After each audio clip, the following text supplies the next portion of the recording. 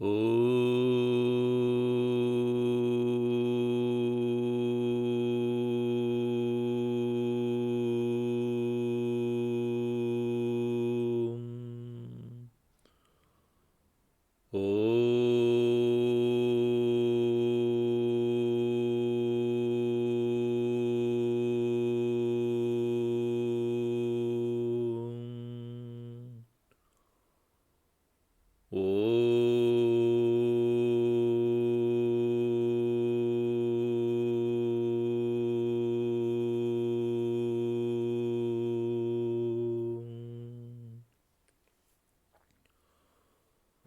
ॐ सहना भवतु सहनौ भुनक्तु सह वीर्यं करवावहै तेजस्विनावधीतमस्तु मा विद्विषावहै ॐ शान्ति शान्ति शान्तिः समस्तजनकल्याणे निरतं करुणामयं नमामि चिन्मयं देवं सद्गुरुं ब्रह्मविद्वरम्.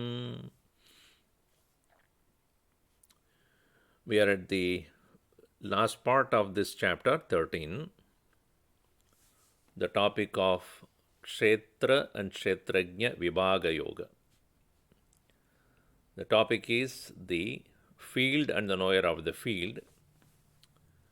This very knowledge of knowing what is matter and what is the soul, Kshetram and Kshetrajna, and the values that are necessary for us to prepare the Kshetrajna to realize itself and leave behind Kshetram, for the Kshetram, the matter, is subject to constant change and subject to perishing. So the values are referred here Jnanam, and what is to be known, realized, is called Jnayam. And this very matter and the soul itself is differently termed by Bhagavan Krishna. The self, the individual self, as Purusha, and the matter is referred as Prakriti. These six terms, even though they appear have their own definitions, but really they are all interconnected. Arjuna asked the question about all the six of them, and Bhagavan very patiently explained all that. How this knowledge can liberate. So, recognition of oneself as the soul, individual, different from the matter. Look at the body, mind, intellect as matter, and that are subject to change and finally death. So, while living in this world, one prepares for the dawn of wisdom of the knowable by cultivating the values that are described or enumerated by Lord Krishna, 20 of them. And knowing the individual self as one who has the choice to identify or not to identify with the matter, that has different qualities. That choice of identifying is bondage and not identifying is liberation.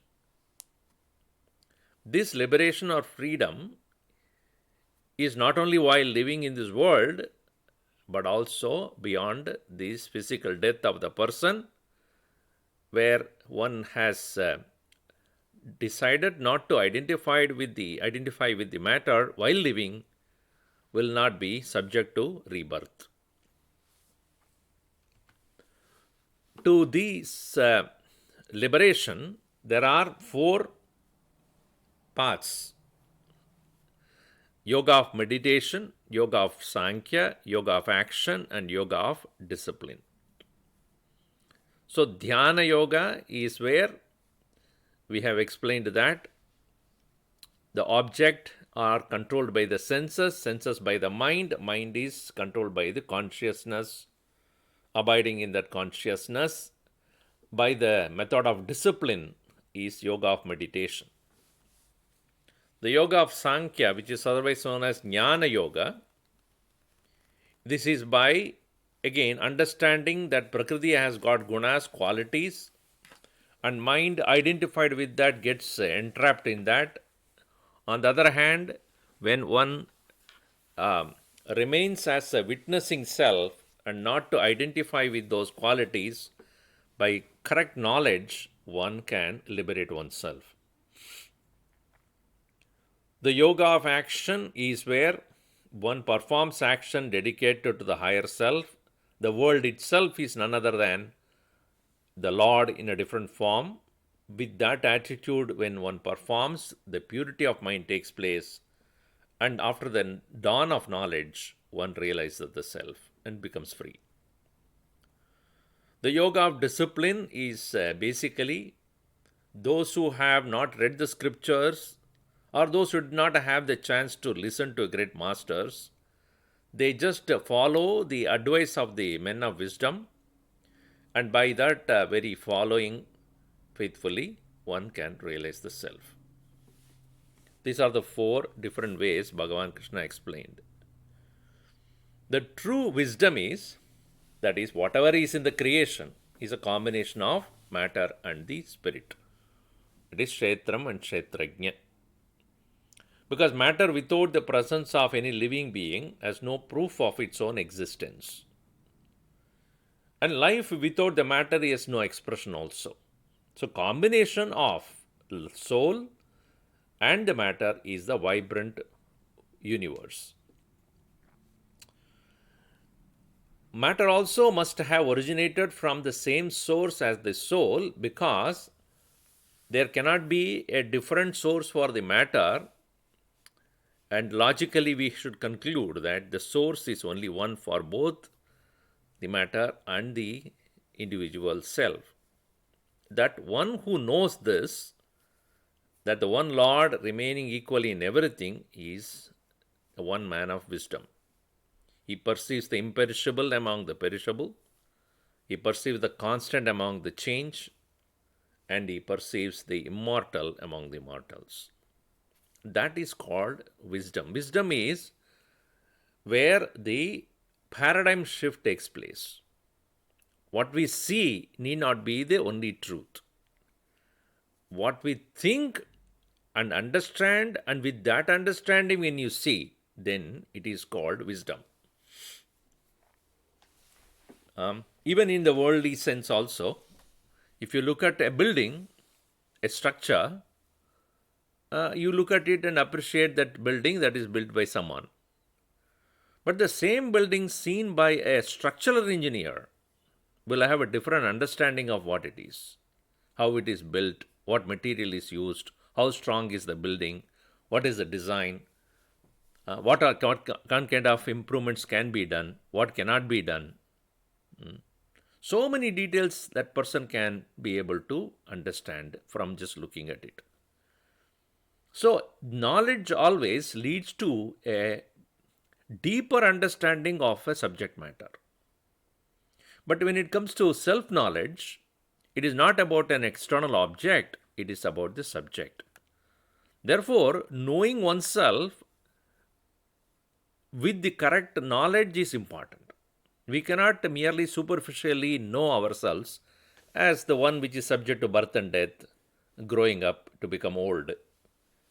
When we understand the life which is present in all is an immortal, eternal being, then one becomes free of all the changes, free of the fear of changes, so to say, a fear of death, and one can, even while living, live very joyful, peaceful life. The fruit of the pursuit is, the final result of the wisdom is self-realization. How seeing the one consistently present in all and identifying oneself with it results in realization of the self, different from the shadow ego. It is like you stand in front of the light, then shadow falls behind you. Can the shadow exist without you? Can the shadow even trouble you?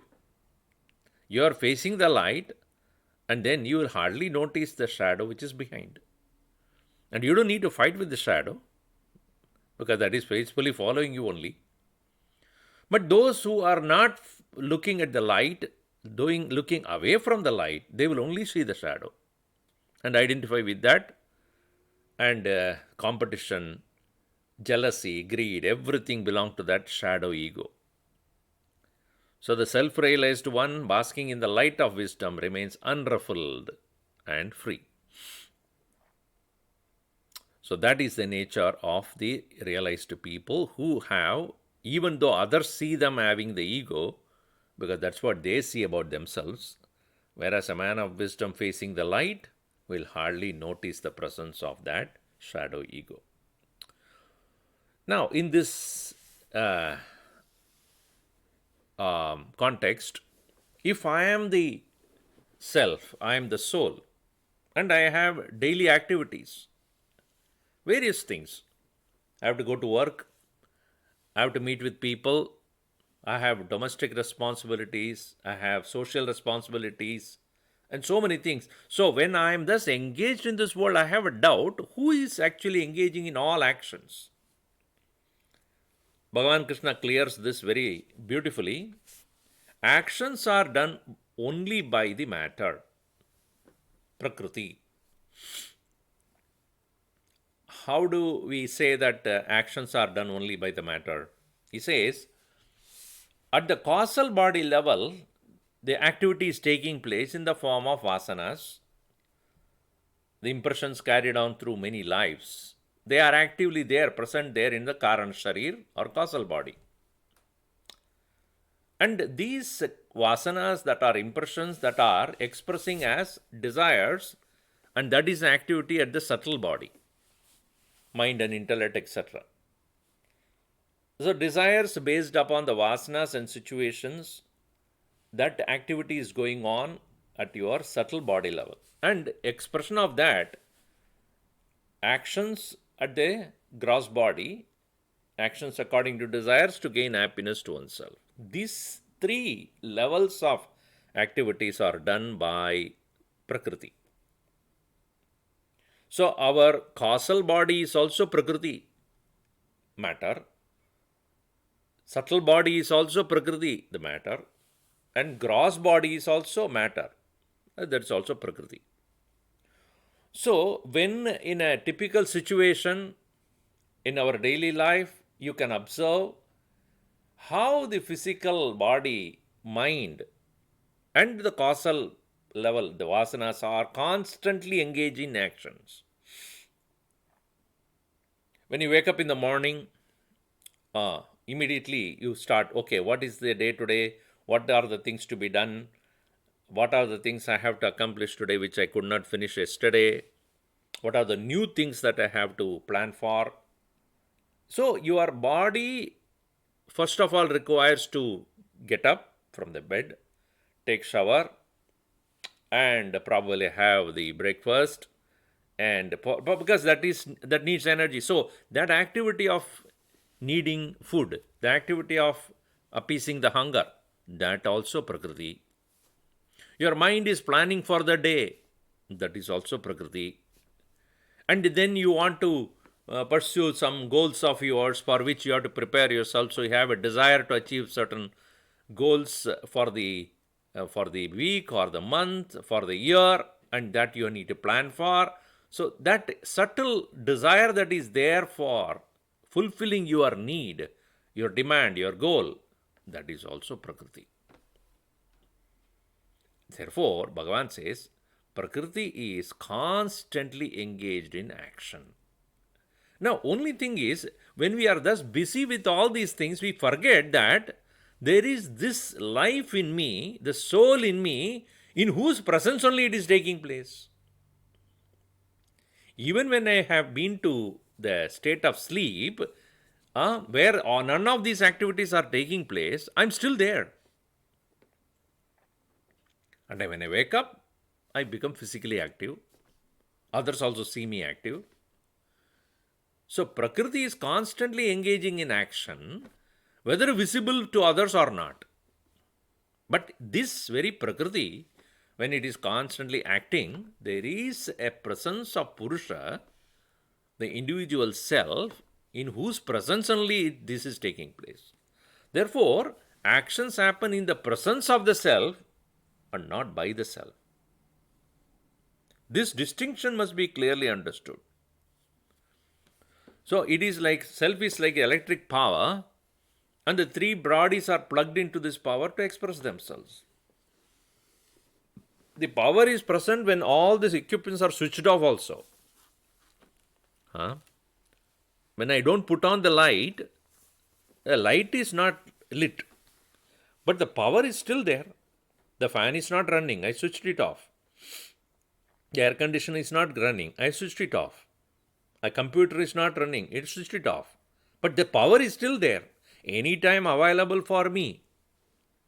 And when I put on the light or put on the fan or switch on the AC or switch on the computer, it immediately comes alive, right? In the same way, the self is always present. And whenever there is a need for an activity, Prakriti takes care of it at different levels. The self in me is akarta, actionless, sakshi, witness, sannidhi matram, is present.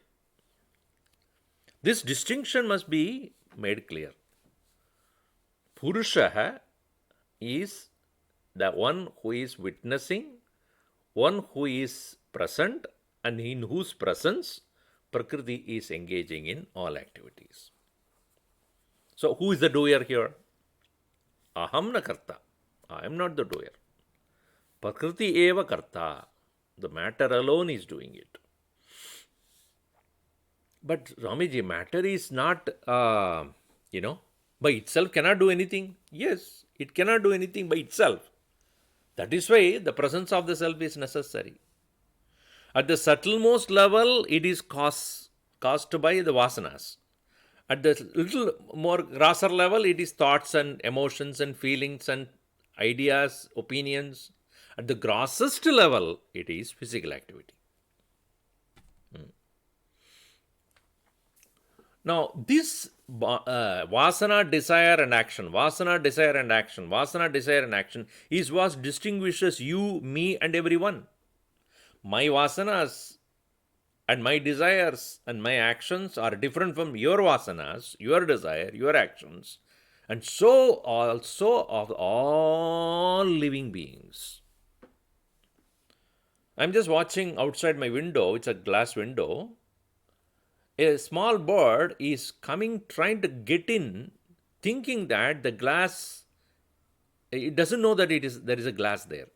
So it is constantly coming and hitting over the glass and falling. Again coming back and hitting onto the glass and coming. So as far as that bird is concerned, it is engaging in an activity based upon its desire. Its desire is to get in. So the action that is being now I see in the bird is prompted by what? By a desire. And the desire is prompted by what? Impressions. So when you look at this world, everyone who is engaged in various activities, a student is going to the school, a construction worker is doing his work, and an executive is having meetings, a painter is doing the painting, a singer is preparing for his upcoming event for musical performance, and a bird is flying towards its nest, an ant is crawling towards his food. Every living being is active. Based upon what? Not according to my desire the ant is moving. Not according to the ant desire I am doing my action. It is desire of the ant is prompting the action done by that ant. Desire of the bird doing the action of that whatever is happening with the bird. My desire won't be done completed by that bird, or nor the bird desires cannot be completed by me. So each individual self, each individual being is engaged in according to his or her own or its own vasanas, desire, and action. But all of them are being enlivened by the same self.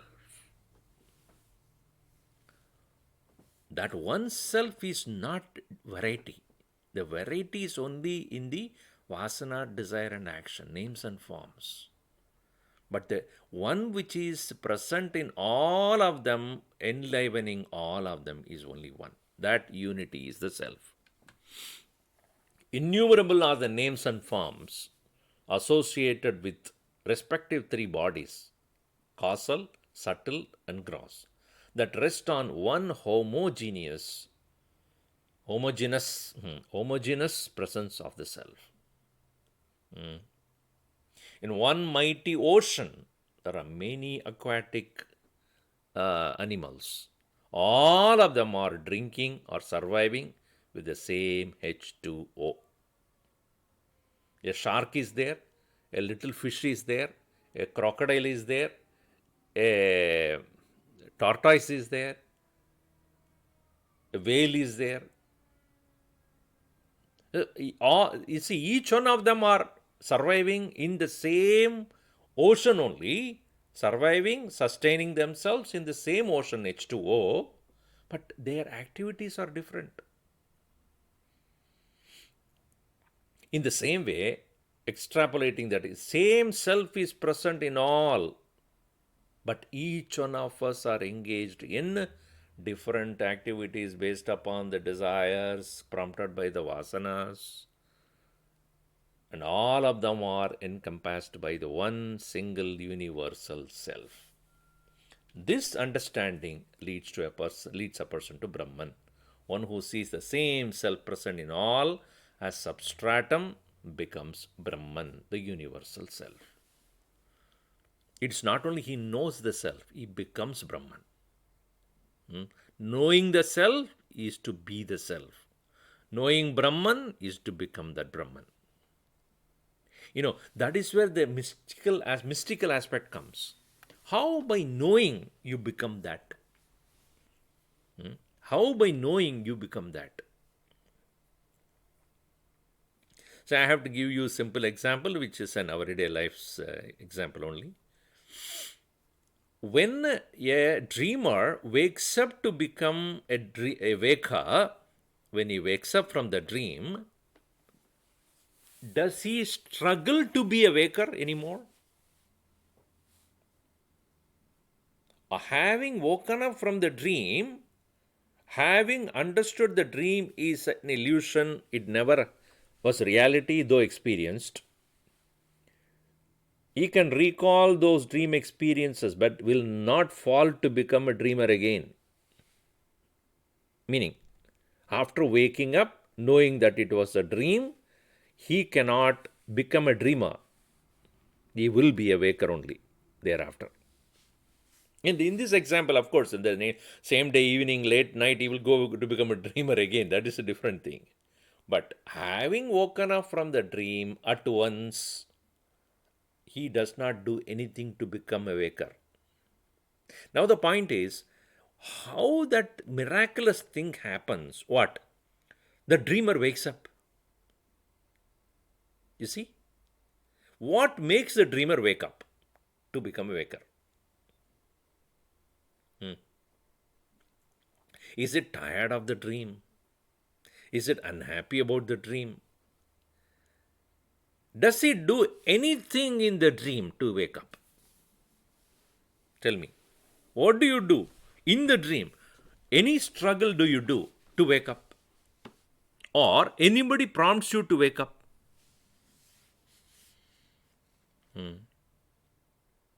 Think.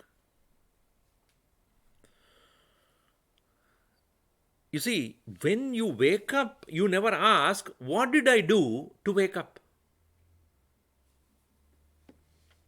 Though when you wake up, you realize that, thank God I woke up. If it is a very bad dream you had and you woke up, thank God that was a dream. And you also wonder, what made me wake up? If you say, "Oh no, Swamiji, I kept the alarm clock and that's why I woke up," that is okay. If you did not have an alarm clock, then see, I'll tell you, the alarm clock that wakes you up, you thank the alarm clock because made you come out of the terrible dream. In the same way, this satsanga bhagavat this the company and the sangha that you will have with the Mahatmas are like the alarm clock. When you are in touch with these Mahatmas, they wake you up. But this waking up is not a sudden opening. Yeah? Unlike like that of the waking up from the dream to the waking state. It's a gradual, slow, like opening of the flower. You slowly wake up, slowly dissolve the dream of yours. And when you completely wake up, there is no chance that you will fall again to the back to the dream. And that waker who woke up from the terrible dream called samsara, the terrible dream called bondage, thereafter cannot fall back to the same bondage, and he comes to realize that all that happened in the dream happened in my own presence only. I'm not a different person, same person. Similarly, the one who was the suffering individual self, when he realizes himself to be Brahman, that he will realize that very Brahman which he has now realized was there even when he was suffering. And that suffering is because he forgot that he is Brahman. He will only laugh at himself. How did I not remember this? How did I forget that? After waking up only, a person who has woken up to the Brahman state will only smile at the state of a confusion which he was before. So, realization is complete only when all differences are ended, even while dealing with the varieties of beings. After waking up to become that Brahman, one still deals with the transactional world but never loses himself. And even while dealing with the varieties of things, his realization is complete that he abides in that state of Brahman only. And he watches all that action that is going around him, going about. All the living beings are engaged in various kinds of activities based upon their desire, based upon their vasanas. He will silently witness and smile. They are all busy fulfilling their own desires, their own vasanas. Let them do it. And that is how they themselves keep themselves active. Otherwise, what do they do? If there is no desire, if there are no vasanas, no actions, and what will they do then? Sleep. So all of them are busy trying to find some solace in completing their tasks. Let them be. And I know that this all pervading self alone is sustaining all their activities, and Prakriti is functioning through them as vasanas, desire, and action. Now, this self, realized by an individual, he understands it's like a vast space. Though present as same in all bodies, the self never engages in action, nor it ever becomes impure by the result of actions. It neither engages in action, nor it is getting impacted by the results of actions. Like space in which all beings exist, all things exist, yet it remains unpolluted. So also the self which remains immaculate. See, that is the reason why the Pancha Mahabhutas, all of them are worshipped as manifestations of divinity in our Hindu culture. Earth. Earth is worshipped as divine because it is that which gives us fruits and vegetables. Our living is possible because of the fertility that is present in the earth, which gives us all that we can eat and sustain ourselves with. So, earth is worshipped as Bhagavan's presence. Water. Without the water, the fertility is not possible. Water is equally a sustaining power because of which all living beings can survive. 2/3 of the earth is covered by water. And even the earth itself, the physical earth, is as floating on the water. And the water alone can make the life possible. The growth is possible only because of water. So, water is divine. Now, the water is divine, all right. From where does the water come from? Pure water comes from where? From the salty water, the pure water is produced. How? By heat.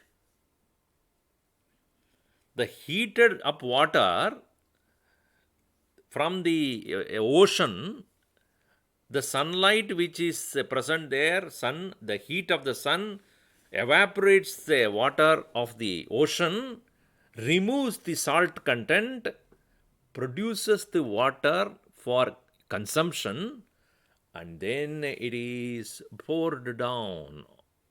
And that pouring down of the pure water is caused by fire. Therefore, the fire that is present is making us able to survive with the pure water. And the fire that is element that is there is also used for cooking and other things. See, interestingly, only human beings cook the food, right? All others don't. Birds don't cook the food. Animals don't cook the food. We only cook the food. Because the fire element that is required for our body to sustain its heat comes from the cooking of the food. And that sun is helping us have the pure water out of the salty water, saline water, but also helps us able to digest the food by the heat created inside the body. As Bhagavan say that inside aham, Vaishwanara Agni, fire which is by digesting there. So fire is also worshipped as divine. All right. Air. Without the air, there is no possibility of existence. You and I have to breathe. That air, the oxygen that we breathe, not only we breathe, all living beings need air. With that only they can survive. The pure air that is necessary for us to exist in this world also is divine. It's Bhagavan's grace. Now, fire, air, water, earth, all of them, where are they?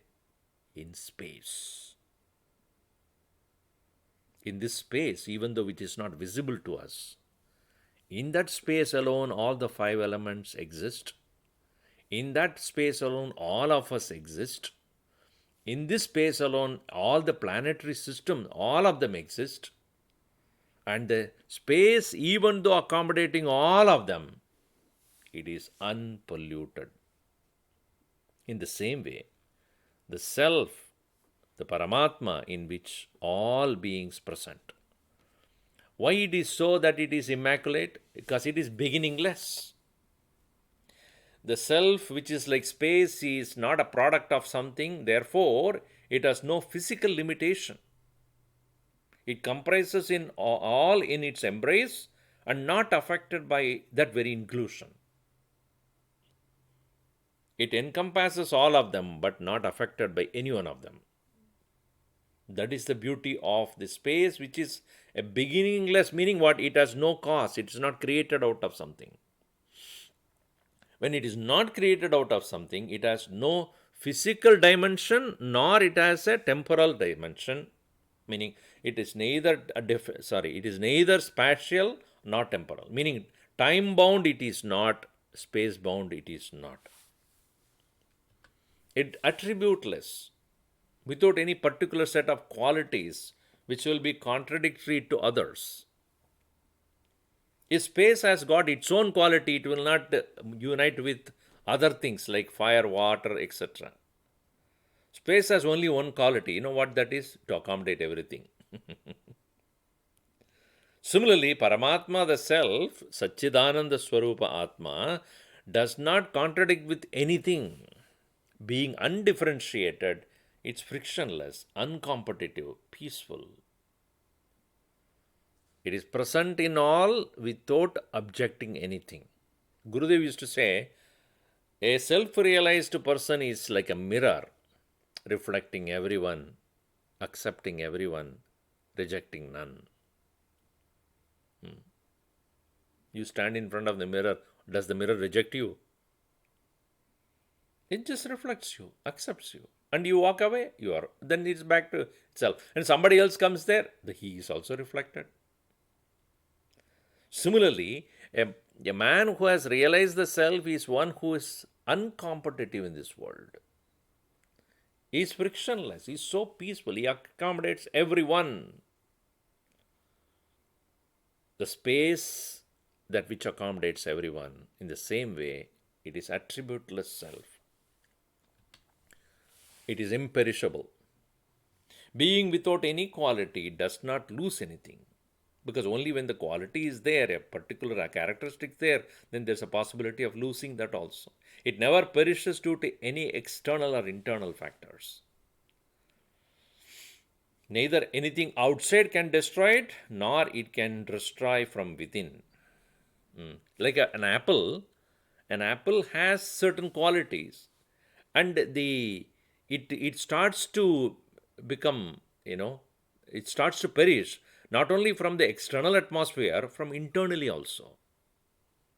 In the same way, all things are, except the self, which is neither affected by the external thing nor anything internal. Because being absent of qualities, it cannot have an internal factor that can destroy it, nor anything outside, because it is uncompetitively present in everyone. It is frictionless, and therefore it cannot be destroyed from outside also. That self is, the Paramatma is referred like a space.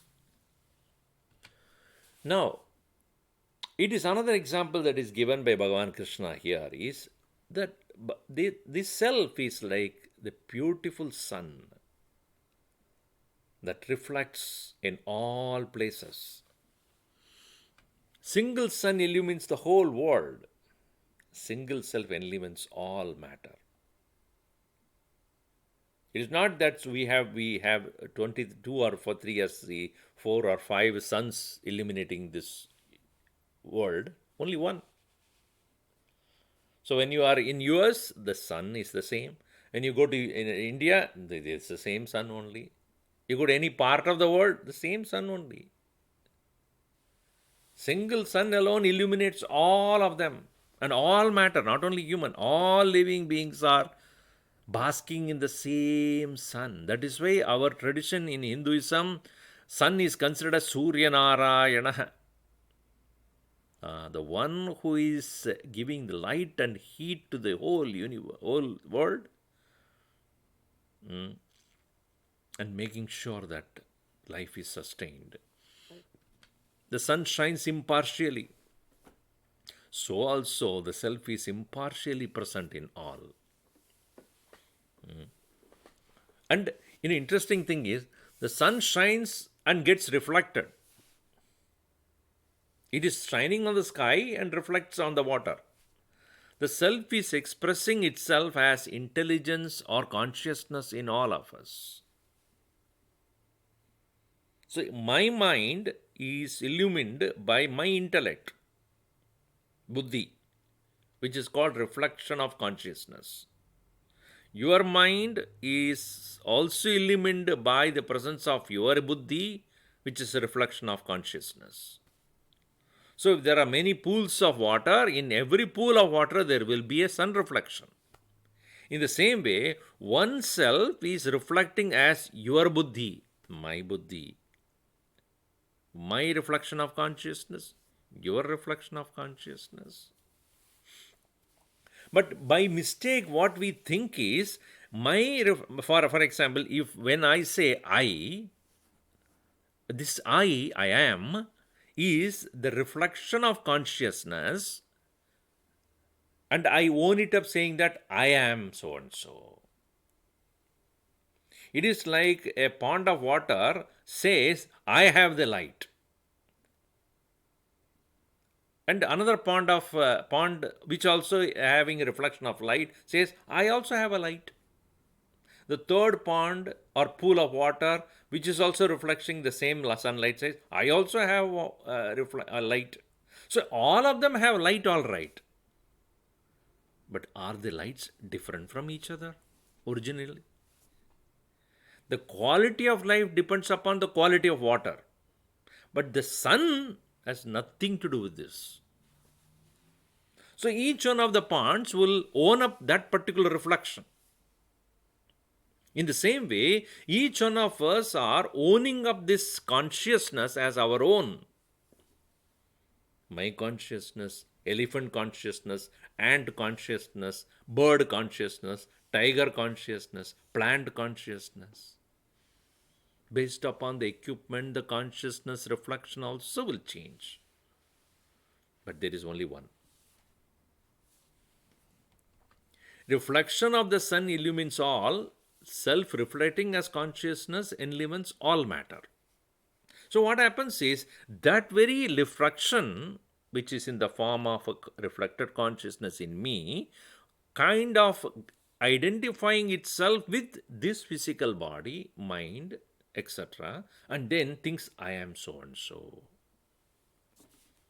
The I am, which is a reflection of consciousness, identifying with the body, owns up the idea, notion, I am the body. I am the one which is giving life to this body.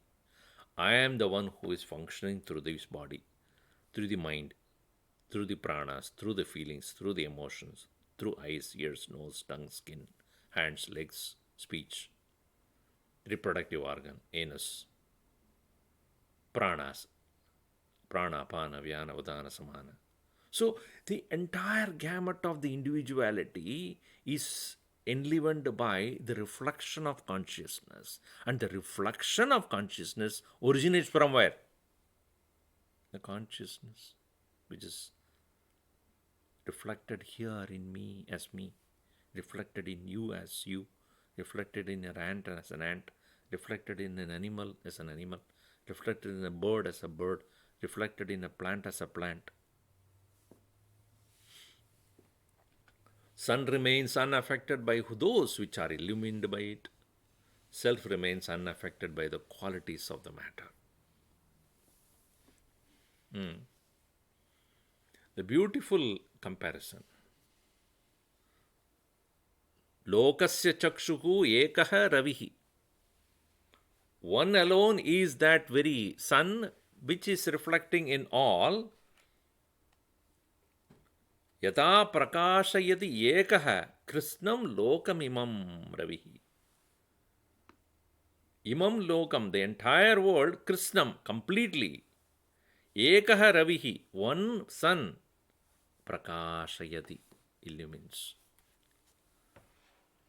Thus, therefore, here, sun never disappears, but appears to be absent in the night. In the same way, self, which is ever existing presence, it appears to be absence due to ignorance. Can ever sun be absent? When we say night has fallen, night has come, what happened in the night? Night, I don't see the sun. It is not the sun is not there. I don't see the sun. Rest of the world, other part of the world is having the sun. They are enjoying the same sun only, which I don't see. They see it now, and when they stop seeing, I see it. When it is day here, night there. When it's night there, day here. Are they having two suns? We are having two. No, same. Now, in the same way, the self being one universal presence, I stay in the dark side, meaning I stay in the absence of that awareness, then I say, the self is not. Whereas you are basking in the sun, knowing its presence, you assert it is. See, if I have to pick up a phone and call somebody in India and I say now, I'm basking in the beautiful sun. And that fellow says, you are enjoying the sun, I'm suffering in the darkness. Is it the problem with the sun? No, it depends on where you are. I am enjoying, and the person in India is suffering. It's because of their absence of sun there, he suffers. I am enjoying the sun here because it is present. In the same way, one who is aware of the self enjoys its presence. One who is not aware of that, due to ignorance, suffers it. The bondage and suffering and samsara dukkha is because of the absence of the awareness of the self and not absence of the self.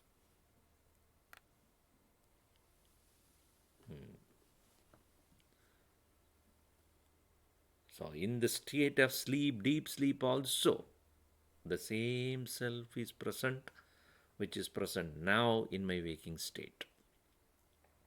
In that state of deep sleep, I am become unaware of the presence of the self. And I get into a state of confusion called dream. And upon waking up, I come to realize that that was foolishness. So, in the same way, extrapolating, a person who is knower of that the presence of the self all the time does not ever suffer the consequences of his actions or of the world, while a person who is unaware of the nature of the or the knowledge of the self comes to identify with only with the body, mind, and intellect, etc., constantly suffers, though he has a choice of knowing the self and abiding the self, but chose not to do it. So that knowing is called eye of wisdom. Jnana chakshu. The last verse Bhagavan says, those who have developed this jnana chakshu, the eye of wisdom, kshetra kshetrajnayor evam antaram jnana chakshusha. The difference between the matter and the self understood by the eye of knowledge, Buddha prakriti moksham cha ye viduhu yanti me param. They param yanti. They reach the highest. That is, wisdom is to know the nature of the field and the knower of the field, along with the annihilation of the expression of matter. He attains liberation. Kshetram, the field. Kshetrajnaha, the knower of the field, which is otherwise referred as Prakriti and Purusha, otherwise known as Drishyam and Drishta. Seer, Drishta, the seen, Drishyam. So, matter, Prakriti, is perishable. This is the understanding one should have. Knower of the matter is permanent, sustains, enlivens the matter while being experienced. And abidance in the knower, the self, annihilates the matter experiences, leaving no impressions. Because only way one can come out of the whole thing is to abide in the knower of the self, the Kshetrajna, Purusha, whatever you call, Brahman, the self, Atman, and witness the changing matter and not identify with that. The moment I identify with the matter, impressions are created.